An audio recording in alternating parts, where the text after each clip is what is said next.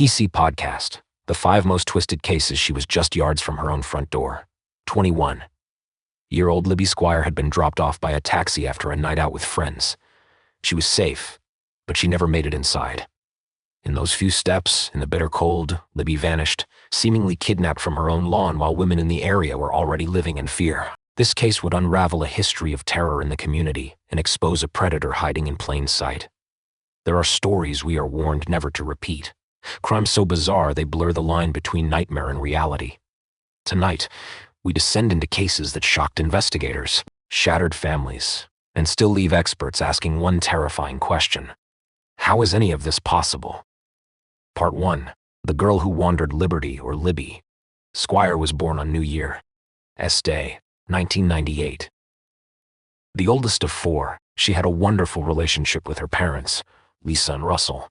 While she was known as fun, loving, high school was a difficult time for her, marked by struggles with anxiety, depression, and body image issues, even leading to an eating disorder. But Libby was a fighter. She picked herself up, got her life back on track, and this new path prompted her to pursue a philosophy degree at the University of Hull. University was a turning point. She began to come out of her shell, growing more confident and happy. She was in a loving, 3-year relationship with her boyfriend, Connor.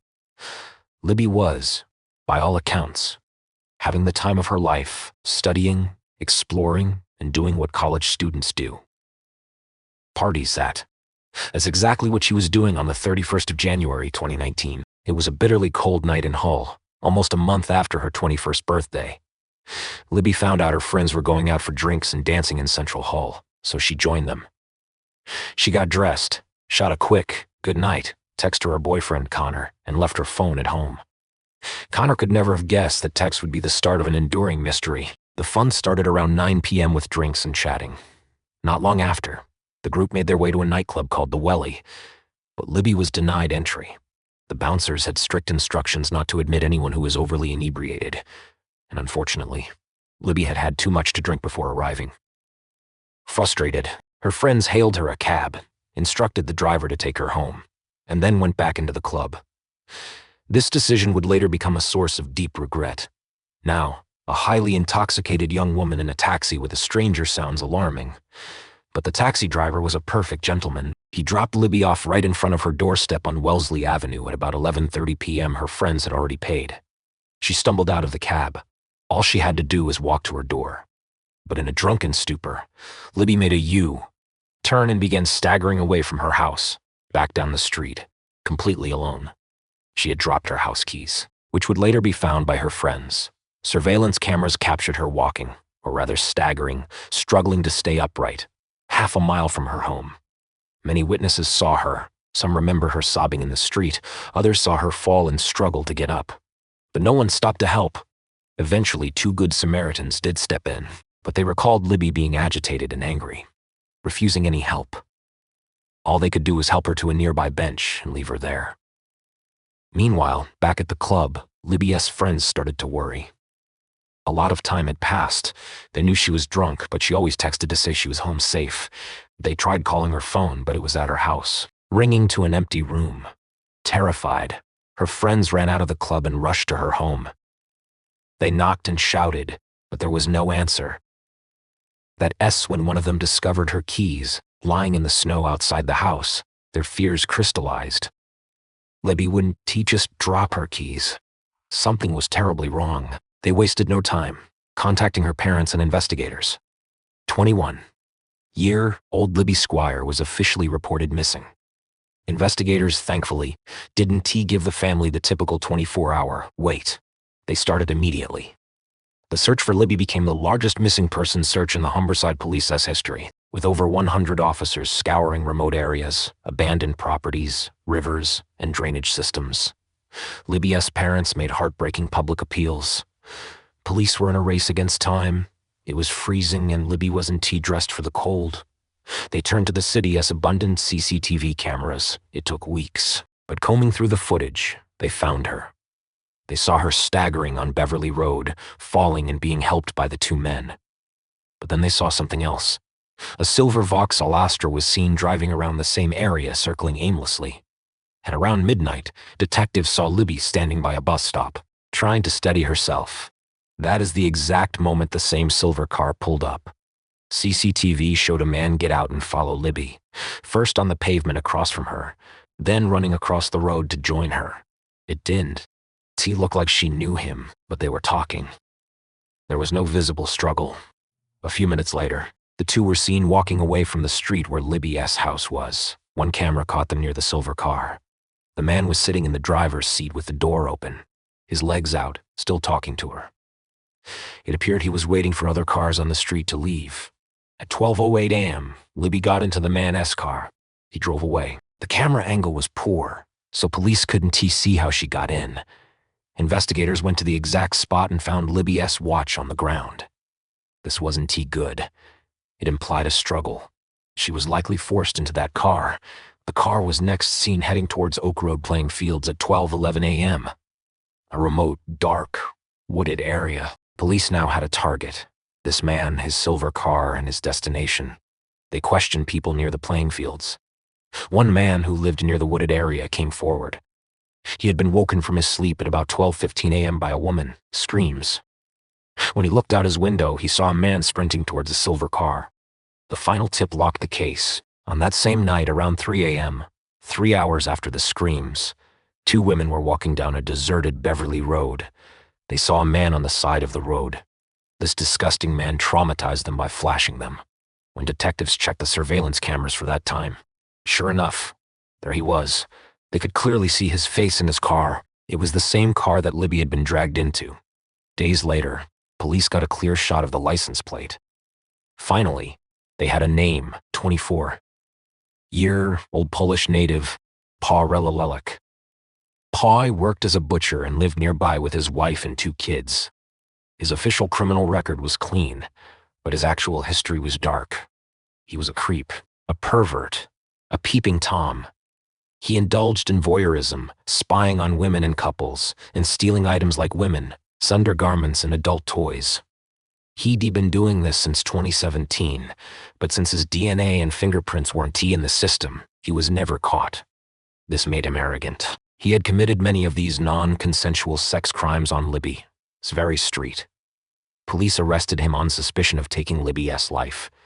Initially, Paul denied knowing her, but when shown the footage, he changed his story, claiming he was just helping her and left her at the playing fields.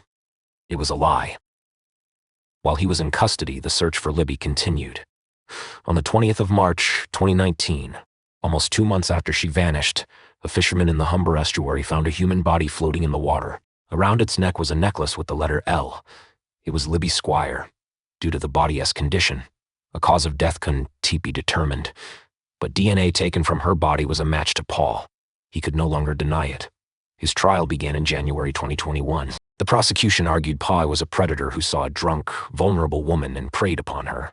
He forced her into his car, took her to that remote field, assaulted her, and took her life. He then dumped her body in the river and went home. The defense's argument that he just dropped her off was ridiculous, especially with his DNA all over her. On the 11th of February 2021, Paul Relelek was found guilty of the sexual assault and murder of Libby Squire. He was sentenced to life in prison with a minimum of 27 years. Following Libby's tragic death, her mom, Lisa, has become a powerful advocate, raising her voice against crimes of an indecent nature. She argues that offenses like voyeurism and flashing are not minor. They are incredibly scarring, and as Libby's case proves, they can escalate. Her campaign is to take these offenders seriously before they can ruin or take more lives. Part 2. The 9/11 failure Libby's case is a tragedy of a predator finding an opportunity. But our next story is a tragedy of a different kind. One where help was agonizingly close, but the system itself failed. In January 2008, the 9/11 emergency system failed, costing one woman her life and leaving her family to question why she didn't receive the help she so desperately begged for. 21-year-old Denise Amber Lee and her husband Nathan were high school sweethearts. They married young and had 2 beautiful sons, Noah and Adam. They decided Denise would stay home with the boys, which meant Nathan had to work 3 jobs to provide for his family. A task he did with pleasure. On the afternoon of the 17th of January 2008, Nathan was finishing his shift as an electric meter reader. He Dee left home early that morning while Denise and the boys were still asleep. He checked in with her around 11 a.m., and everything was fine. He finished his shift at 3 p.m. and headed home. On the way, he called Denise again. But this time, no answer. He figured she just had her hands full with their 2 young sons. He pulled into the driveway at 3:30 p.m. and walked inside, changing his life forever. He couldn't find his wife anywhere. Even more perplexing, both Noah and Adam had been placed in the same crib, something they never did. He knew immediately something was wrong. Denise would never leave the boys unattended, especially not 6-month-old Adam. All her possessions were still in the house. The locks were intact. Everything seemed in order. As if she had just vanished. Fearing the worst, he contacted the police. Officers arrived but also found no signs of a struggle. They spoke to neighbors. One reported seeing a green Camaro driving very slowly up and down the street around 2:30 p.m., repeating the process 4 or 5 times. The car then pulled into the family's driveway, and the neighbor saw an unrecognized man behind the wheel. About 10 minutes later, the car left. Nathan also called Denise's father, Detective Rick Goff, who immediately contacted multiple law enforcement agencies. For almost 3 hours, they searched with dogs and helicopters. Then, at 6:14 p.m., a 911 call was made to the Sarasota County Sheriff's Office. It was Denise. The operator heard a woman on the line, but for some reason, couldn't understand she was in a situation where she couldn't speak directly. The first words heard were, "I am sorry. I just want to go." The operator can be heard repeatedly asking, "Hello?" as Denise says, "I'm sorry. I just want to see my family." This should have immediately alerted the operator that the caller was being held against her will. But while Denise was doing her best to relay information, the operator would ask hello, a total of 10 times before realizing they should be listening. A man could be heard asking Denise what she had done with his phone. She replied, "Please let me go. Please let me see my family again." The man responds that this won't be a problem. But even then, the dispatcher is heard again asking, "Hello?" The man then states angrily that he was going to let her go. But now she'd done something to make him change his mind. Unbeknownst to him, Denise had managed to get his phone, dial 911, and hide it while lying on the back seat of his car. She was bravely trying to get as much information from him as possible. Denise begs for her life, but unbelievably, the 911 operator replies, "Hello?" Yet again, it is only when Denise says, "Help me," that the operator seems to catch on and asks for an address, which she obviously couldn't give. They finally ask for her name. She is able to reply, duping her captor into thinking she is talking to him. She stated, "My name is Denise. I am married to a beautiful husband, and I just want to see my kids again." The operator replied by asking, "Your name is Denise?" Despite so much time being wasted, Denise managed to keep her wits. She relayed that she didn't know the man and that she lived on Latour Street, by stating, "Can you please take me home on Latour, please?" The call abruptly ends after the man demands his phone back and Denise says one last time, "Help me," from that call. Police knew her name was Denise Lee. She lived on Latour Street, and she'd been kidnapped. Efforts to trace the burner phone failed, but investigators soon identified its owner, a 36-year-old unemployed man named Michael Lee King.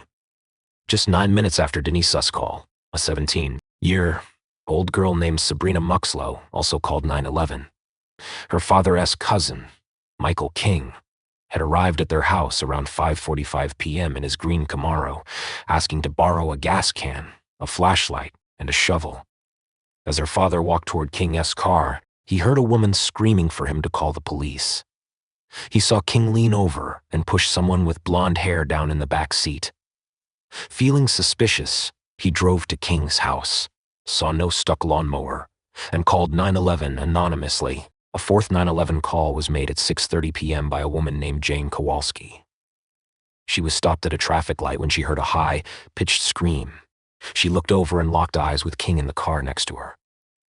She saw him pushing Denise's head down, and then saw a hand come up from the back and frantically bang against the window. Jane tried to follow him to get his license plate, but he sped away. Tragically, Jane's call fell on deaf ears. Charlotte County dispatchers had somehow failed to link any of these calls to Denise's active abduction case, even though officers were in the area. By now, however, investigators knew they were looking for Michael Lee King in his green Camaro. A roadblock was set up. Just after 9 p.m., King drove into view and was pulled over. He was uncooperative. When he finally emerged, his clothes were soaked from the belt down, and he had mud caked on his shoes. He was taken into custody. In his car, they found the burner phone, the dirty shovel, the gas can, and a heart-shaped ring. Denise was nowhere to be found. For 2 days, they searched. These efforts ended tragically when a searcher stumbled across a patch of disturbed soil. Denise's body was found in a 3-foot deep grave. An autopsy revealed she had been sexually assaulted and her life ended with a single round to the head. It was now apparent King was responsible. Several witnesses, including his own cousin, testified against him. DNA samples matched him. Her hair and handprints were in his car. In his house, they found duct tape with her hair stuck to it. He was found guilty and received capital punishment. While her attacker was caught, Denise's family was left with the devastating knowledge that her life could have been saved, perhaps multiple times, if the 9/11 system hadn't failed. If the operator had just listened to stop this from happening again. Nathan founded the Denise Amber Lee Foundation, and her father, Detective Goff, helped establish the Denise Amber Lee Act, which provides mandatory standardized training for 9/11 operators. Training that, apparently, they did not have before. Thanks to Denise's memory, countless lives have been, and will continue to be, saved. Part 3. The Apple Watch alibi. The failures in Denise's case led to vital changes. But sometimes the failure isn't in the system, but in the story itself. A story crafted by a killer to hide the truth. Carolyn Crouch was just 19 years old when a trio of criminals broke into the home she shared with her husband. They ambushed Carolyn, tying up her husband and forcing him to watch as they ended not only Carolyn's life, but also that of their 7-month-old puppy.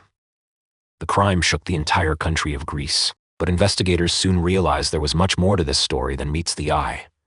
Carolyn Crouch was born in the UK but moved to Greece as a child. When she was just 15 years old, she met a man named Babis. Babis was 29, nearly twice her age. This relationship, which began while she was a minor, continued. And in 2019, they were married. Carolyn was still underage, meaning her parents had to give their consent. By all outside appearances, they were happily in love. But behind closed doors, things were not what they seemed. On May 11th, 2021, the police received a frantic call from Babis. He told them a story of a horrific home invasion. He claimed that around 4:30 a.m., 3 armed robbers broke into their home. They immediately grabbed their puppy and heartbreakingly ended its life. They moved upstairs, where they found Babis, Carolyn, and their infant daughter, Lydia. They demanded money. Babis told them where to find 10,000 euros, but he claimed Carolyn, who was trained in martial arts, began to fight back. When they threatened baby Lydia, the leader of the robbers overpowered Carolyn, ending her life by restricting her breathing. Before fleeing, they tied up Babis, who claimed he fainted. When he eventually woke up, he managed to free himself and call for help. At first, the story seemed plausible. The home's security camera footage was missing. Babis said the robbers had stolen the SD card. The nation mourned with the young husband, who was photographed embracing Carolyn, his grieving mother at the funeral.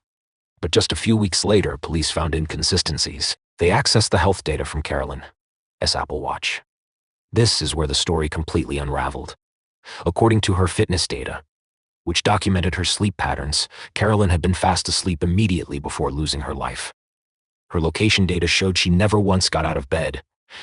This was completely inconsistent with Babis' story about her physically fighting the assailants. To make matters worse, Babis claimed the attack happened around 4:30 a.m., but investigators learned from the home security system that the memory card had been removed at precisely 1:20 a.m. More than 3 hours before Babis claimed the crime began. Carolyn's Apple Watch also showed that her heart stopped beating at about 4:20 a.m. Police theorized that from 1:20 a.m. to 4:20 a.m., Babis had been staging the scene of the crime, making multiple attempts on Carolyn's life and covering his tracks. But why? There are 2 competing theories. Carolyn's father, David, claims Babis, a helicopter pilot, had gotten involved with a smuggling gang. David alleges that Babis, being very stupid, told Carolyn about it. She, being a good person, threatened to walk out. The gang, fearing exposure, allegedly forced Babis to silence his wife once and for all. Babis' attorney denies this entire story. Babis himself offered a different motive at his trial. He claimed their marriage was filled with physical abuse, that Carolyn would punch and kick him. He claimed that he grew so tired of this that he smothered her with her own pillow while she slept. But if that were true, why the elaborate 3-hour staging? And why also take the life of her dog? Ultimately, the theories didn't matter. The only thing that was certain was that Babis was responsible for taking his wife's life. He was sentenced to life in prison, which in Greece means he'll likely be eligible for parole in his 50s. Part 4. The confidential informant in that case. Technology betrayed the killer. Lies in this next case. Technology, a simple wire, was at the center of a tragic and entirely avoidable death. Rachel Hoffman was, by no means, your average young woman. By 23, the Florida native was a flute player, a piano player, a skydiver, and a Grand Canyon hiker. The free, spirited woman had just graduated from Florida State University and was gearing up to move to Arizona to pursue a culinary degree. But in February 2007, her life changed. She was pulled over for speeding. The officer smelled marijuana, searched the car, and found it. Rachel was arrested. She was forced to enter a rehab program and subjected to periodic drug testing. In March 2008, someone close to Rachel passed away. She had to travel to Tallahassee for the funeral, which caused her to miss one of her scheduled tests. As a result, she was ordered to spend a weekend in jail in April 2008. She did her time and went home. But just 2 weeks later, police were at her apartment door, responding to an odor complaint from a neighbor. Rachel, knowing she couldn't hide it, admitted to having illegal substances.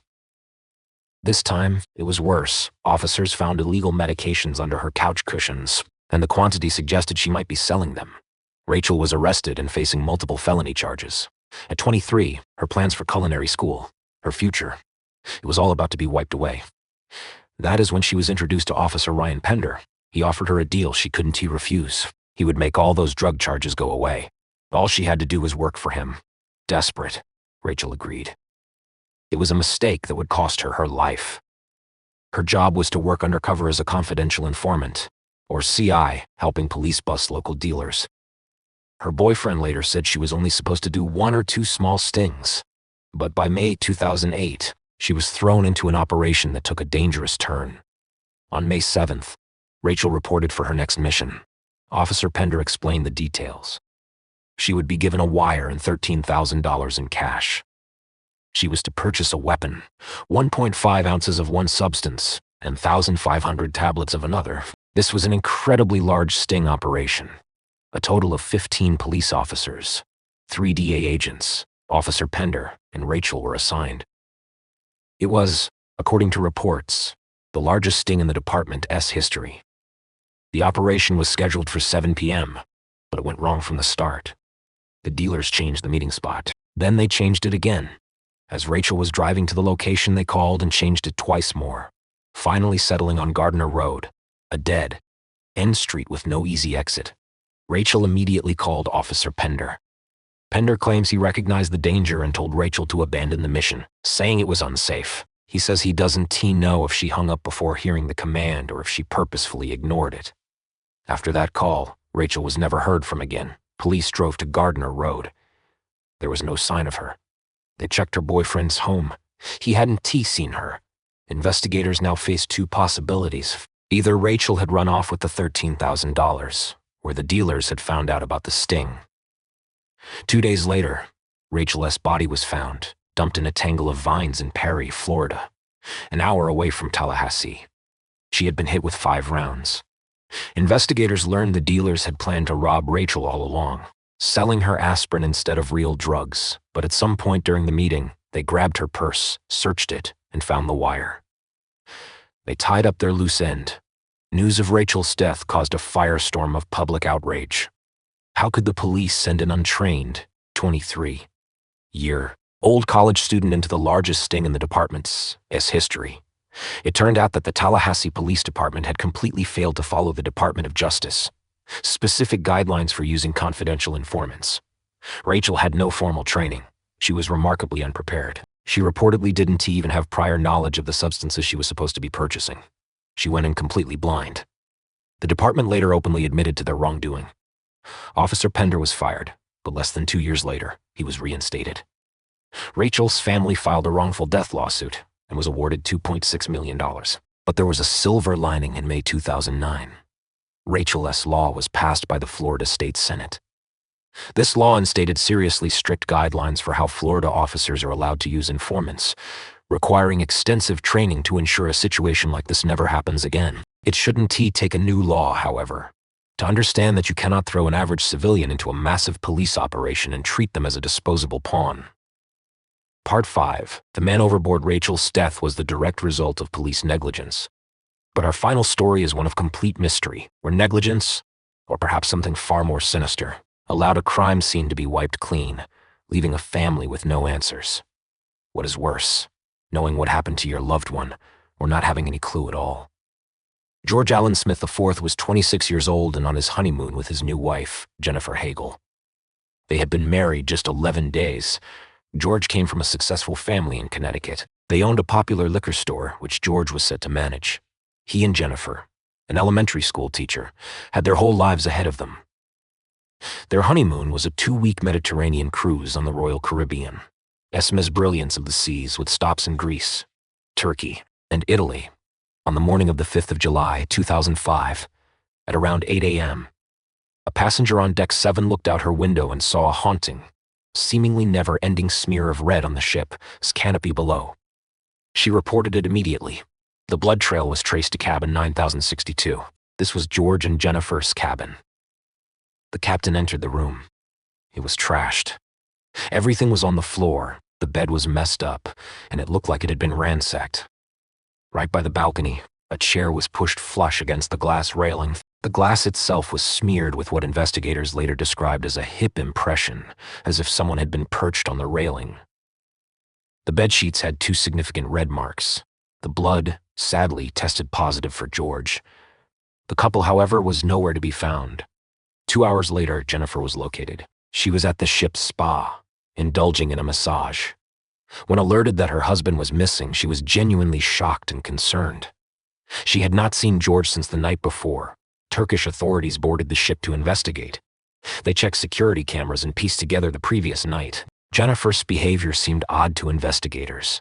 She hadn't seen her husband since the night before, yet her first stop was the spa. She told them that on the night of the 4th of July, she and George had been in the casino and disco.